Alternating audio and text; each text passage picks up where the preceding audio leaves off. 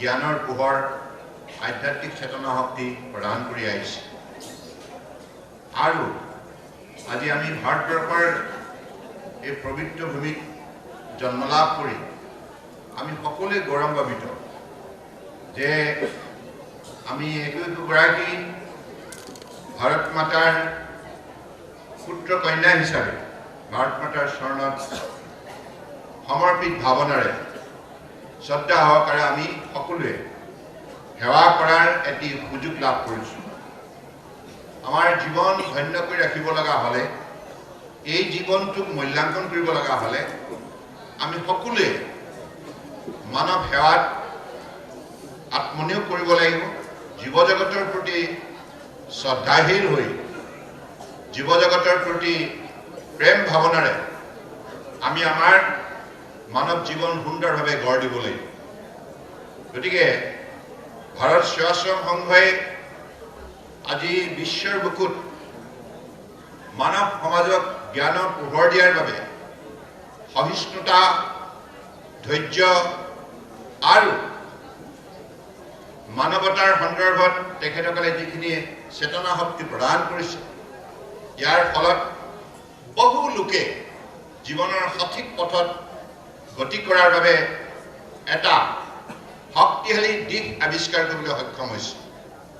গতিকে আজি মাননীয় উদ্যোক্তাসকলৰ বক্তব্যত যিখিনি কথা প্ৰকাশ পাইছে, আমি সকলোৱে জানো যে হিন্দু সভ্যতাৰ যিটো শক্তি, ৰাম ৰাজ্য প্ৰতিষ্ঠা কৰাৰ যিটো আমাৰ সকলোৰে দায়িত্ব, গতিকে সেই দায়িত্ব আজি পালন কৰাৰ বাবে ভাৰতবৰ্ষৰ প্ৰতিগৰাকী হিন্দু সন্তানে বিশেষভাৱে প্ৰতিজ্ঞাবদ্ধ হ'ব লাগিব, বিশেষভাৱে দায়বদ্ধ হ'ব লাগিব আৰু দায়িত্ব সহকাৰে এই মাতৃভূমিক সেৱা কৰি যাব লাগিব, ৰাষ্ট্ৰ ধৰ্ম পালন কৰিব লাগিব। মাননীয় প্ৰধানমন্ত্ৰী নৰেন্দ্ৰ মোদী ডাঙৰীয়াই 500 বছৰ পুৰণি ভাৰতবৰ্ষৰ হিন্দু সমাজৰ যিটো আকাংক্ষা ভাৰতবৰ্ষৰ বুকুত ৰাম মন্দিৰ প্ৰতিষ্ঠা কৰা, সেই কামটো তেখেতে ভক্তিভাৱেৰে সম্পূৰ্ণ কৰিলে। প্ৰতিজন ভাৰতীয়ক, প্ৰতিজন হিন্দুক গৌৰৱান্বিত কৰি তুলিলে। আজি অযোধ্যাত প্ৰাণ প্ৰতিষ্ঠা হ'ল, মন্দিৰ নিৰ্মাণ হ'ল আৰু সেই মন্দিৰত ধ্বজাৰোহণো হ'ল। অৰ্থাৎ হিন্দু ধৰ্মৰ প্ৰতীক আমাৰ সেই পতাকাখন উত্তোলন কৰা হ'ল। বিশ্বৰ মানৱ সমাজক এই কথা অৱগত কৰিলে যে হিন্দুৰ সভ্যতাৰ শক্তি মহাশক্তি, হিন্দু সভ্যতাৰ বিচাৰধাৰা হৈছে মহাবিচাৰধাৰা। আৰু সেইবাবে আমি সকলোৱে এই পুণ্য ভাৰতভূমিত জন্ম লাভ কৰি আমি সকলোৱে গভীৰভাৱে উপলব্ধি কৰিব লাগিব যে এই ভাৰতবৰ্ষই হৈছে মহাভাৰত, ভাৰতীয় হৈছে মহাভাৰত, মহাশক্তিশালী, মহাজ্ঞানী। গতিকে সেইবাবে এইখন পবিত্ৰ ৰাষ্ট্ৰত জন্ম লাভ কৰাৰ বাবে আমি সকলোৱে ঈশ্বৰৰ ওচৰত চিৰকৃতজ্ঞ হ'ব লাগিব। কাৰণ এনেকুৱা এটা পবিত্ৰ স্থানত আমাক জন্ম দিছে আৰু ভাৰত মাতাই আমাক তুলি তুলি ডাঙৰ দীঘল কৰিছে। গতিকে আমাৰ জীৱনত কেৱল নিজৰ ব্যক্তিগত স্বাৰ্থত ব্যস্ত থাকিলেই নহ'ব, মাতৃভূমিৰ বাবে আমি আমাৰ যিখিনি ভক্তিভাৱেৰে দায়িত্ব আৰু কৰ্তব্য আছে তাক পালন কৰিব লাগিব। গতিকে সেইবাবে ভাৰতবৰ্ষৰ এনে এখন ৰাষ্ট্ৰ, যিখন ৰাষ্ট্ৰই তাহানি কালৰ পৰাই পৃথিৱীৰ প্ৰতিটো জটিল সমস্যাৰ সমাধান দি আহিছে। স্বামী বিবেকানন্দই যেতিয়া চিকাগোত গৈ বিশ্ববাসীক সম্বোধন কৰিছিল মোৰ ভাতৃ আৰু ভগ্নী হিচাপে, গতিকে সেই বাৰ্তাই বিশ্বৰ মানৱ সমাজত মানৱতাৰ, আন্তৰিকতাৰ এটা অনুভূতি জগাই তুলিছিল। সেই শক্তি হিন্দু সভ্যতাই আমাক প্ৰদান কৰিছে। হিন্দু ধৰ্মৰ যোগেদি আমি সেইখিনি মানৱীয় অনুভূতি আয়ত্ত কৰিবলৈ সক্ষম হৈছোঁ। ভক্তিভাৱেৰে মানুহৰ হৃদয়ত সদ্ভাৱনা তৈয়াৰ কৰিব লাগিব, ভক্তিৰ যোগেদি শক্তিশালী হ'ব লাগিব আৰু ভক্তিৰ অবিহনে কোনো ব্যক্তি শক্তিশালী হ'ব নোৱাৰে। ভক্তিৰ যোগেদি সমন্বয় সমাজ নিৰ্মাণ কৰিব লাগিব, যিখন সমাজত মৰম, স্নেহ, আন্তৰিকতা, শ্ৰদ্ধা, ভক্তি থাকিব। গতিকে সেইবাবে সেইখন সমাজ নিৰ্মাণ কৰাৰ বাবেই ভাৰত সেৱাশ্ৰম সংঘই নিষ্ঠাৰে আজি তেখেতসকলে কাম কৰি আহিছে। মই তেখেতসকলক বিশেষভাৱে আন্তৰিক কৃতজ্ঞতা জ্ঞাপন কৰিছোঁ আৰু ইয়াত যিমান আমাৰ পৰম পূজনীয় স্বামীসকল আছে সকলোকে মই সেৱা জনাইছোঁ, আপোনালোকৰ আশীৰ্বাদ বিচাৰিছোঁ। আৰু এইখন তিনিচুকীয়া সমাজ বৰ সুন্দৰ সমাজ, ইয়াত বিভিন্ন ধৰণৰ জাতি জনগোষ্ঠী একেলগে মিলি সুন্দৰ তিনিচুকীয়া চহৰ গঢ় দিছে। এখন ঐতিহাসিক চহৰ, উত্তৰ পূৰ্বাঞ্চলৰ অন্যতম গুৰুত্বপূৰ্ণ বাণিজ্য কেন্দ্ৰ হিচাপে স্বীকৃতি বুটলিবলৈ সক্ষম হৈছে তিনিচুকীয়া চহৰে। গতিকে আপোনালোকে সকলোৱে এইখন চহৰ সকলো সময়তে সুন্দৰভাৱে জীয়াই ৰাখিব লাগিব আৰু অসমক শক্তিশালী কৰাৰ যাত্ৰাত তিনিচুকীয়াৰ উল্লেখযোগ্য অৱদান থাকিব। ভাৰতবৰ্ষক আত্মনিৰ্ভৰ ভাৰত কৰাৰ ক্ষেত্ৰত আপোনালোকৰ উল্লেখযোগ্য ভূমিকা থাকিব।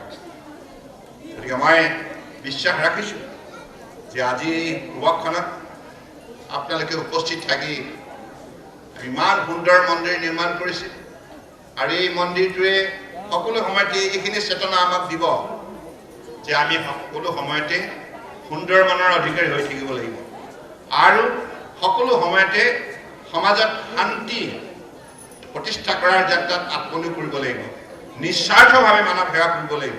কাৰণ এখেতসকলক দেখিলেই এনেকুৱা মনলৈ এটা ভাৱনা শক্তি গঢ় লৈ উঠে, এখেতসকলে জীৱনৰ নিজস্ব সম্পূৰ্ণৰূপে ত্যাগ কৰি মানৱ সেৱাৰ বাবে গোটেই জীৱনটো তেখেতসকলে আত্মনিয়োগ কৰিছে। গতিকে এখেতসকল কৃতজ্ঞতাৰ পাত্ৰ আৰু এই আদৰ্শৰে আমি আমাৰ ভৱিষ্যত প্ৰজন্মক গঢ় দিব লাগিব। The young generation, they must learn this particular idealism, this particular principle of life, how to live a life of, selfless nation, not selfish. We must extend our service to the people, to the nation, with a selfless attitude. And I believe that is what all the time Bharat Sevashram is trying to make the young generation understand what is the importance of Hindu religion, how Hindu religion can give you the sense of tolerance and sense of humanity, sense of power of integration, sense of power of coordination, collaboration. This is the power of Hindu religion. Hindu religion has always taught us to live a life of peace, tranquility and happiness. So this is the greatness of Hindu religion. And we must feel proud to be a Hindu. हमें गर्व महसूस करना चाहिए हिंदू होने का नाते। ये भारत ही हमारे महाभारत है, जी महाशक्ति हमें देने का काम महाभारत हमेशा करते आए हैं और अगले समय में भी हमें 21वीं शादी में महाभारती हर बेटा बेटियों को आगे बढ़ाने का काम करेगा। लेकिन इस पे हमारा एक विशेष दायित्व है, कर्तव्य है, राष्ट्रीय दायित्व, राष्ट्रीय कर्तव्य, यानी कि हम हमेशा समर्पित भावनाओं से मां को सेवा करना होगा, चरणों में समर्पित भावनाओं से हमें सेवा करना होगा। And this is the responsibility of national duty and obligation. And I believe every Indian should have this temperament to serve the nation with that selfless attitude. मैं आज এইখিনি কথাকে কৈ তিনিচুকীয়াবাসী ৰাইজক বহুত বহুত অন্তৰৰ পৰা শ্ৰদ্ধা জনাইছোঁ। আমাৰ ইংৰাজী নৱবৰ্ষ আহি আছে, তাৰ বাবে আগতীয়াকৈ শুভেচ্ছা দিছোঁ। আৰু আপোনালোকে ভাৰত সেৱাশ্ৰম সংঘৰ এই কাৰ্যসূচীত অংশগ্ৰহণ কৰি কাৰ্যসূচী সফল কৰাৰ বাবে যিখিনি আপোনালোকে উদ্যোগ লৈছে তাৰ বাবে মই আপোনালোকক সকলোকে হৃদয়ৰ পৰা ধন্যবাদ জনাইছোঁ। কাৰণ এইখন সমাজ কিমান সুন্দৰ সমাজ, এইখন সমাজৰ যিটো পবিত্ৰতা, এইখন সমাজৰ যিটো উজ্জ্বলতা, এইখন সমাজৰ যিটো মানৱতা, এইখিনি আমাৰ শিকিব লগা কথা। আৰু উঠি অহা ছাত্ৰ ছাত্ৰীসকলে এইখন সমাজৰ সংগ পালে স্বাভাৱিকতে ভাল মনৰ অধিকাৰী হ'ব। ভাল মনৰ অধিকাৰীয়ে ভাল চিন্তা কৰিব পাৰে, ভাল কাম কৰিব পাৰে, ভাল समाज निर्माण কৰিব পাৰে।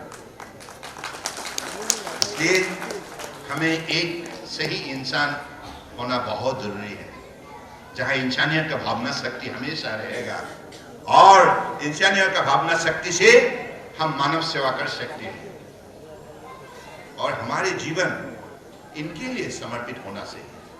इसलिए भारत माताओं का हम पुत्र पुत्री होने का नाते हमेशा हमें गर्व महसूस करना चाहिए।